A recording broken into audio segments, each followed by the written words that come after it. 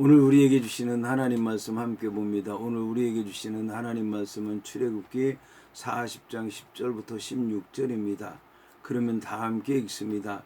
너는 또 번제단과 그 모든 기구 위에 발라 그 안을 거룩하게 하라. 그 제단이 지극히 거룩하리라.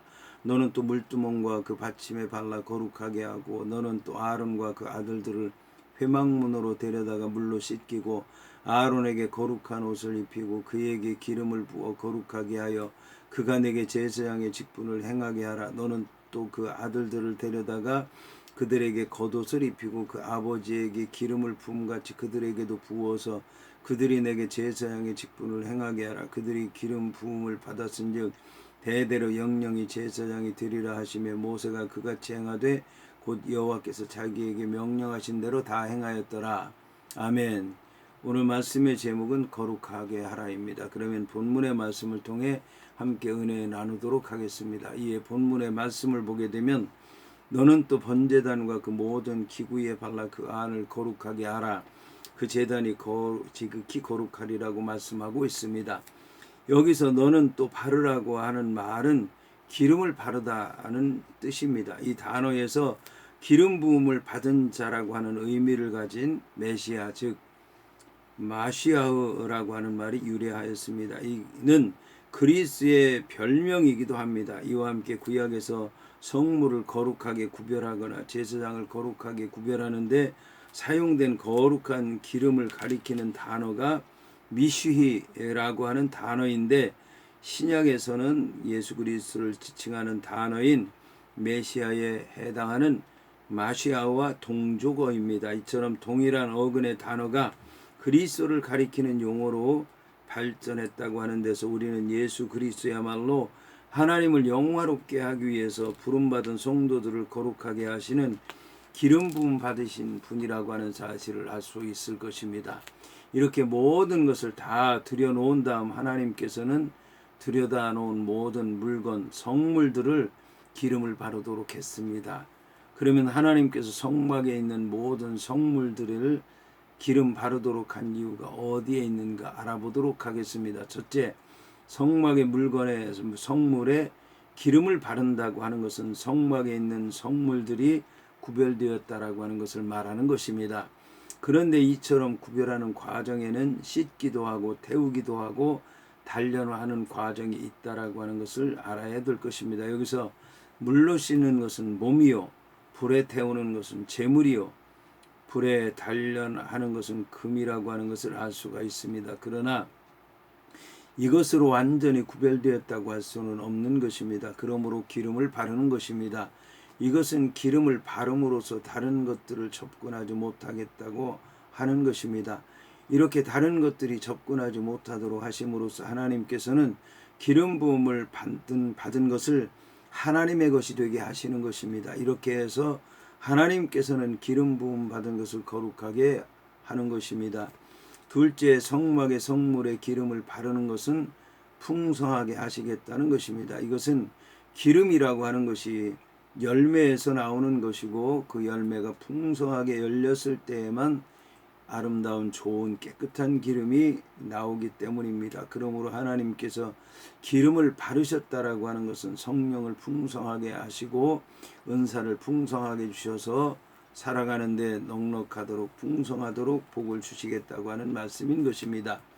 셋째, 성막의 거룩한 물건 성물에 기름을 바르는 것은 영원하도록 하시겠다고 하는 것입니다. 이처럼 하나님께서는 하나님께로부터 기름 부음 받은 것을 영원하도록 하시겠다고 하신 것입니다. 이것은 여호와 하나님께서 영원하시다고 하는 것을 말씀하는 것입니다.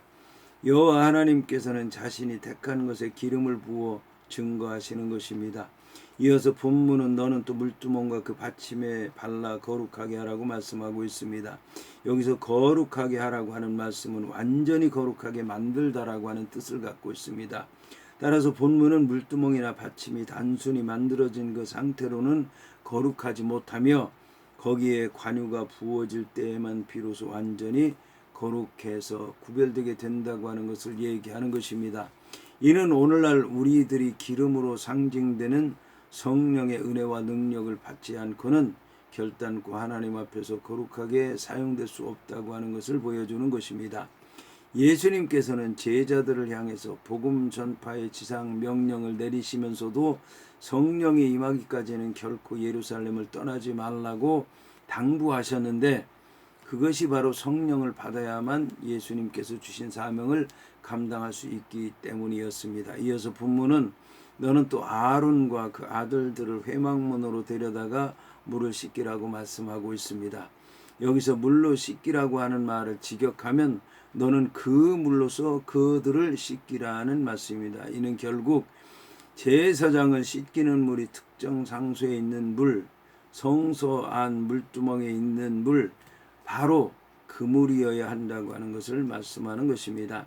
한편 제사장이 위임식에 앞서서 우선 몸을 씻어서 정결하게 하는 이유는 1차적으로는 제사장의 거룩한 의복을 입기 전에 단순히 몸을 육체적으로 깨끗하기 위한 목적이 있었습니다. 하지만 보다 궁극적으로는 거룩하신 하나님 앞으로 나아가기 위해서 자신의 더러운 죄를 씻는다는 상징적인 의미를 갖고 있습니다.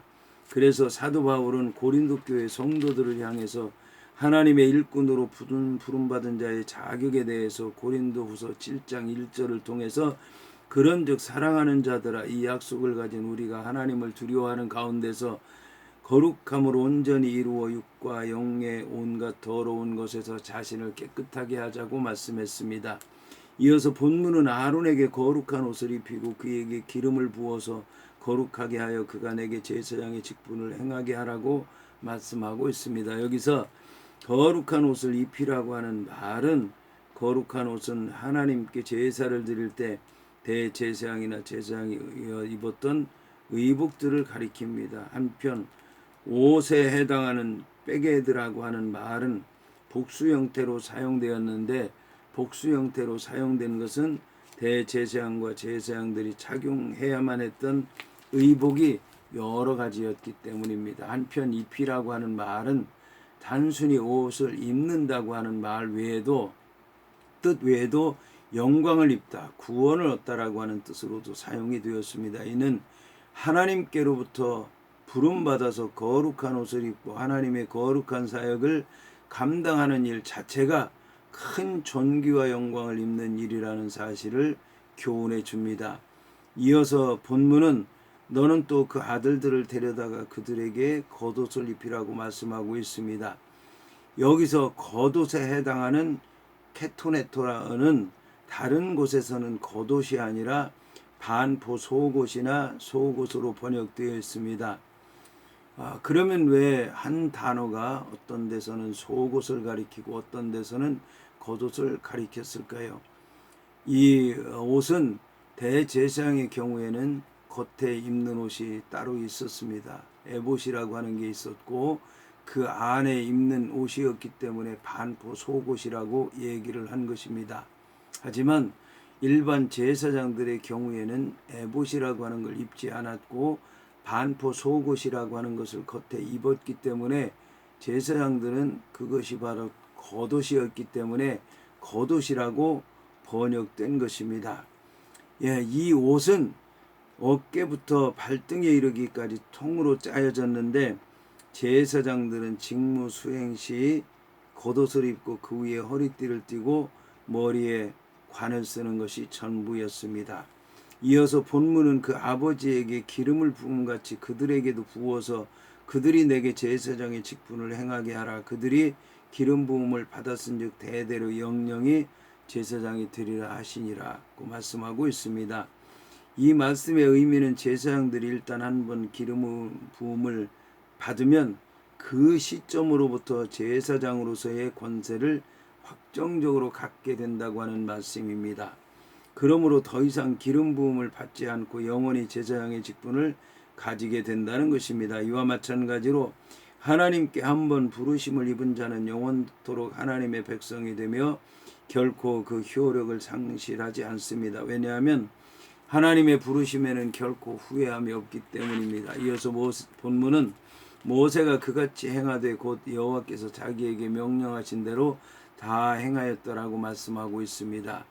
본문은 모세가 여호와께서 명령하신 것은 하나도 빠짐없이 온전히 말씀하신 대로 지켜 행했다고 말씀하고 있습니다. 그래서 히브리서 기자는 모세를 가리켜서 하나님 집에 충성스러운 사환이라고까지 칭찬했습니다. 한편 본문은 다 행하였다라고 말씀하고 있는데 다 행하였다라고 하는 표현을 사용해서 성막이 건축하는 것이 모두 끝났다고 묘사했습니다. 그런데 10절 이하의 기록을 보게 되면 실제 모세가 성막 건립을 하고 있다는 내용이 기록되어 있습니다. 그렇다면 성막 건립을 하고 나서 또 성막을 건축했다는 얘기냐, 또 두 차례 진행했다는 얘기냐 라는 의문이 들 수가 있습니다.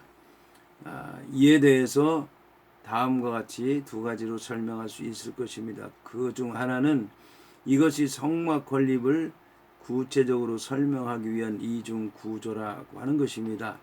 다시 말씀드리면 1절부터 15절까지에 나오는 하나님의 명령대로 16절에서 모세가 행했다는 것을 17절부터 33절까지 다시 말씀하고 있는데 이것은 1절부터 16절까지 말씀한 그 말씀을 다시 한번 설명하는 것입니다. 그렇기 때문에 중복적인 것 같기는 하지만 다시 설명한 것에 불과하기 때문에 한번 다시 반복하는 것이고 새롭게 시작하는 것은 아니라고 하는 것을 말씀하는 것입니다.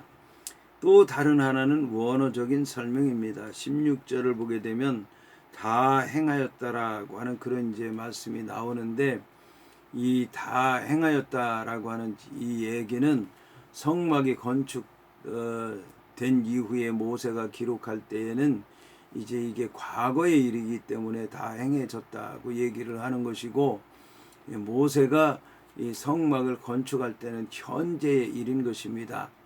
그렇기 때문에 이 현재 이렇게 다 이루어졌다는 얘기인 것이고 모세가 나중에 기록할 때 여호와 하나님 말씀대로 이것이 다 이루어졌다라고 이제 회상하면서 쓴 것으로 이해할 수가 있을 것입니다. 여하튼 이제 이 성막 건축이 끝나고 새로 시작했다고 하는 말씀이 아니라 지금 말씀드린 것처럼 설명하는 문구이기도 하고 아니면 회상하는 문구이기도 하고 아니면 반복해서 말씀하는 것이다 라고 하는 것을 알아야 될 것입니다. 여기서 본문의 과정을 요약하면 제사장들에게 기름을 붓는 과정은 기름을 붓는 것으로 끝난 것이 아니었다라고 하는 것을 알 수가 있습니다. 제사장들에게는 기름을 붓기 전에 할 일이 있었습니다. 첫째는 몸을 씻는 일이었습니다. 이처럼 몸을 씻는 것은 자신의 죄를 고백하고 하나님께서 용서하여 주신 줄 믿고 깨끗하게 하기 위해서 씻는 것입니다. 이것은 아무리 하나님의 일을 하는 제사장이라 하더라도 죄가 있다는 것을 깨닫도록 하기 위한 것입니다. 둘째는 거룩한 옷을 입는 일이었습니다. 이것은 하나님의 일을 한다는 표시로서 입은 것입니다. 이렇게 함으로써 제사장들은 자신들이 하나님의 일꾼이라고 하는 것을 모두에게 알리는 것입니다. 셋째는 기름을 바르는 일이었습니다. 이것은 하나님께서 하나님의 일을 하라고 은혜를 주셨다고 하는 것을 말하는 것입니다. 이렇게 함으로써 제사장은 하나님의 일을 하는 일꾼으로서 모든 준비를 하게 된 것입니다. 여기서 모세는 하나님께서 말씀하신 대로 모든 것을 다 행하였습니다. 여기서 우리는 하나님의 모든 일이 말씀을 통해 이루어졌다는 것을 알게 되었습니다. 이것은 결국 하나님을 위해 성막을 짓는 것도 중요하고 성막에 필요한 물건을 들여 놓는 것도 중요하지만 하나님의 것에 기름을 붓는 것도 중요하지만 더 중요한 것, 가장 중요한 것, 최우선적인 것은 하나님의 말씀이라고 하는 것을 말하는 것입니다. 그러므로 우리들도 신앙생활에 있어서 가장 중요한 것이 바로 하나님의 말씀에 순종하는 것이라고 하는 사실을 알아야 될 것입니다. 다시 말해서 하나님을 믿는 성도들이 하나님의 말씀에 순종한다고 하는 것은 하나님의 말씀을 듣는다는 것이요, 믿는다는 것이요, 따른다라고 하는 것입니다. 이것은 당연한 일입니다. 만일 하나님의 백성들이 하나님의 말씀을 듣지 않는다고 하면 더 이상 하나님의 백성이라고 얘기할 수 없을 것입니다.